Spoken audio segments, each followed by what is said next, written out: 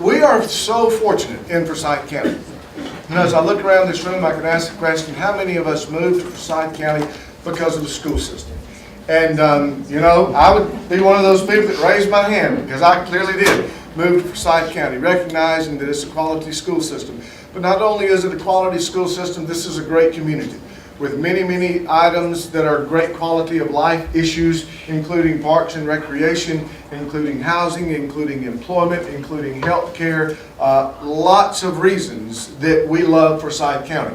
A lot of other people have enjoyed Forsyth County and have made the decision to move here. Consequently, as we ask the question and look at growth over the years, we see that growth has been fairly significant. Even during the 7 years that I've been here, we've grown from slightly over 30,000 to over 40,000 that we'll talk about, which brings us to the point of being responsible for addressing the growth needs and the facility needs educationally in Forsyth County.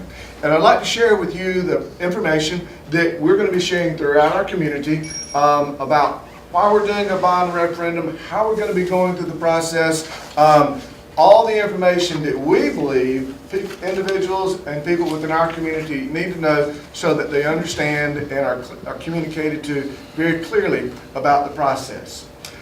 Today in Forsyth County, we now have over 40,820 students in our 35 schools. We are the 7th largest district in the state of Georgia. That's up from the 9th largest district. We have surpassed Henry County and Cherokee County within the last year to move into 7th place. You know also the fact that between 2005 and 2010, Forsyth County was the 3rd fastest growing school district in the United States. Approximately then, we're growing at 1,700 students per year, even during the heights of our depression or the depths of the economic recession that we had. We still continue to grow in Forsyth County, essentially a school a year or more.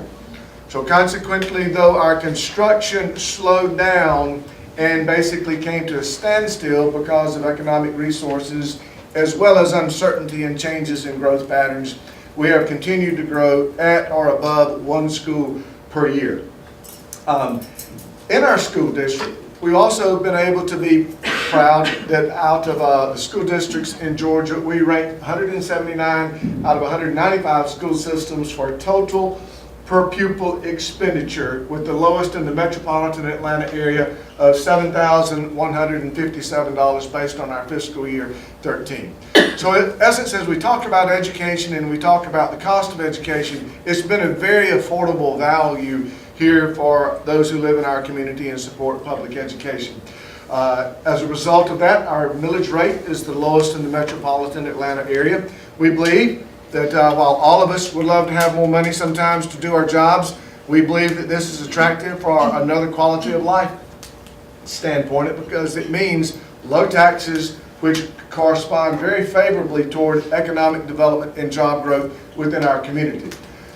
But despite the low input items in terms of cost, we've been able to be very, very fortunate in terms of what kind of educational outcomes that our children have been able to have. 2 statistics that we're quite pleased with. First of all, the graduation rate being among Georgia's highest among Georgia's 20 largest districts and among the highest graduation rates in the state of Georgia, and has continued to grow over the last several years. You also are familiar with the fact that our SAT scores lead the state of all school districts in the state of Georgia. So we believe that student achievement has continued to be to grow, as well as to be at the highest levels in the state, despite economic cutbacks that we had to face, like many people did in our society. There are several priorities that we have for this particular bond referendum. The first of these is going to be make some improvements to existing schools. In academics and accountability, we have a need to address some career and technical education needs, and so we're allocating approximately or projecting $1.4 million that will go towards supporting these programs, such as our career and technical programs, to include some of our technology programs, perhaps include such things as culinary arts, engineering programs, things that are career related, things that our students can be involved in that help them find relevance in the work that they do.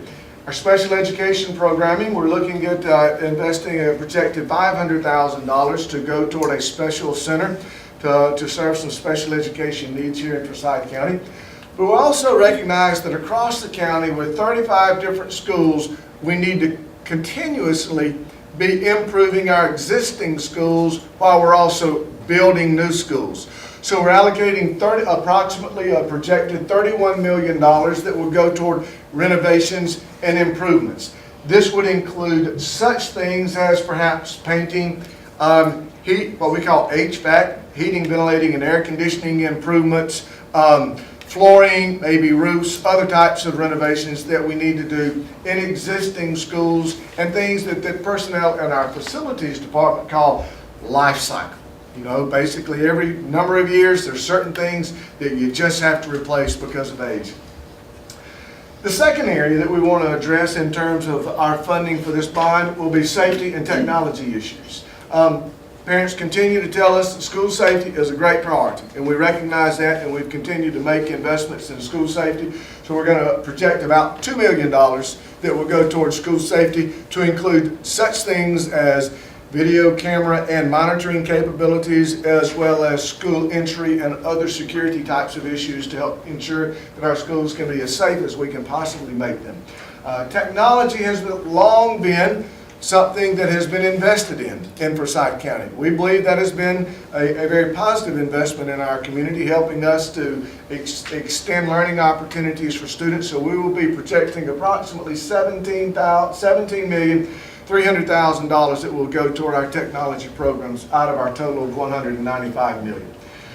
Of course, we continue to grow. So to accommodate some of the growth, one of the things that we're going to continue to make some investment in is within transportation. We'll be allocating $9 million for our transportation program, basically to buy buses.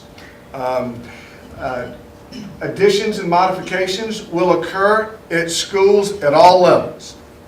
We will do some additions and modifications at our elementary schools, at our middle schools, and our high schools. Specifically, one middle school illustration of addition will be Riverwatch Middle School, a school that has grown. Another school that I believe that we'll be doing will be South Middle School, is on that list. Other modifications to ensure that their equity matters include like some of our media centers that maybe were not built exactly the same way as some of our newer middle schools were as well.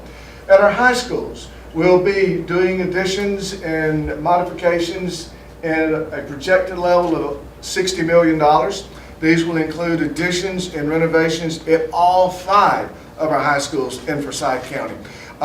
Some of those will include such things as new gymnasiums in the case of South and North Forsyth High School, classroom spaces at several of our facilities, career and technical education locations, as well as other modifications to accommodate our student growth throughout Forsyth County.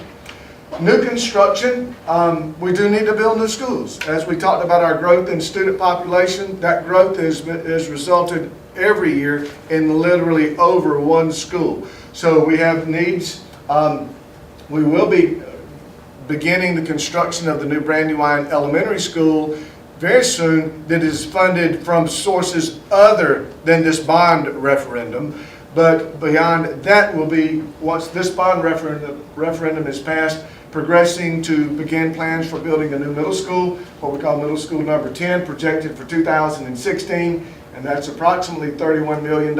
And then a new high school to serve the southwestern part of Forsyth County at approximately $56,640,000. As we look to the future and think about where does Forsyth County continue to grow, what do those numbers look like? While we currently own 6 parcels of land for future construction, we will be looking to purchase additional sites for elementary, middle, as well as high school locations as we have those opportunities.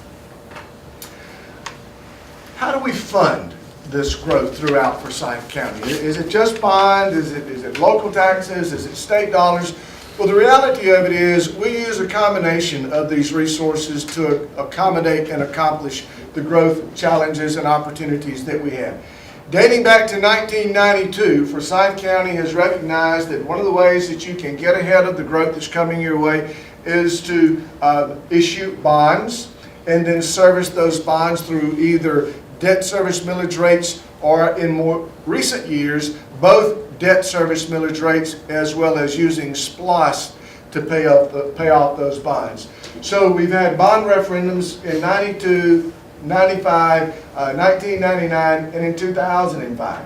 We've had SPLOST referendums in 1997, 2001, 2006, and 2011. The 1997 and 2006 SPLOST also included the provision that you could issue bonds up front so that you could go ahead and begin construction processes. The good news for Forsyth County as we look at that balance between what we currently have and what we continue to pay for from servicing our debt service is that by 2019 the district will only have one bond issue that is not paid off. So consequently, as those issues and obligations roll off or fall off our debt service schedule, we're able to add new projects for construction onto without really over leveraging our abilities to fund schools in Forsyth County.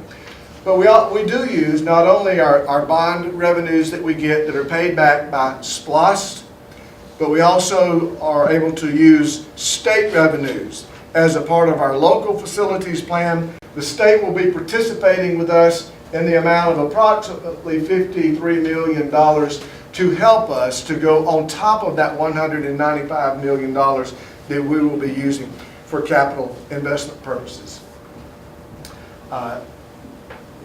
If the May 20, 2014 bond is approved by our voters, these funds would begin to be available in the fall, perhaps September or October of 2014, and work would go from begin taking place at that time until through 2018 to accommodate these construction needs in the county. Financing for this bond is structured in such a way that we do not project that it will require an increase in the debt service millage rate as long as we continue to have the SPLOST in place to pay for our bonds. So that's what happens if the bond is approved. If the bond is not approved, well, it's pretty clear. We wouldn't be able to do some things that we think are necessary in Forsyth County to include upgrading some of our existing schools and to build as quickly some of the schools that we would like to see built, as well as to make improvements. We also look ahead and think, okay, 4 years from now, what does our population look like? And we actually even project our numbers out beyond that, but as we look to the time that we will be spending much of this bond money, we will be 7,000 or 8,000 students more than what we currently are now in Forsyth County as we continue to grow. A little bit of voting information that you would want to be aware of. First of all, you can begin advance voting on April the 28th through May the 9th, and that will take place at the County Administration Building as reflected on this slide. You may also do advance voting at all voting locations on May the 10th. Then on May 12th to the 16th, you can do advance voting at the locations that are listed on the slide to include the County Admin Building, Cummings City Hall, Hampton Park Library, Sharon Springs Park Community Building, and the Midway Park Community Building. We do have a website that we want to make you aware of that has a lot of information. If you have questions, we would encourage you, those that you don't ask us, go to our website. If you have questions among your colleagues or your friends in your community or family members, we would refer them to go to this website as well. This has our voter information there for it to be reviewed. It has information about our bond, including the PowerPoint that you've seen today. Project details going into specific projects and those projected schedule of those projects. You also have information about enrollment, and you also have financial information. I'd like at this time to show you our website. And here is our bond information website that has, as we've reflected here, the voter information, including our advanced voting, guidelines for our employees, how you can register and where you can register, just in case someone is not registered and they need to know that information as well. Again, improvements, school safety, technology, growth. One of our priorities and commitments to our community is this, is we want to be very transparent, we want to be very open, we want to communicate all of the information that we have planned and been planning for some months that will be a part of our bond campaign. So that's the information that we have to share about our bond. I know that you probably have a number of questions, and if we can save those till the end of our program, we will go ahead and go through our agenda, and whatever time we have left for that, spend all the time chatting about it that you like. Thank you for your attention to that, and any questions that you have, please direct our way. So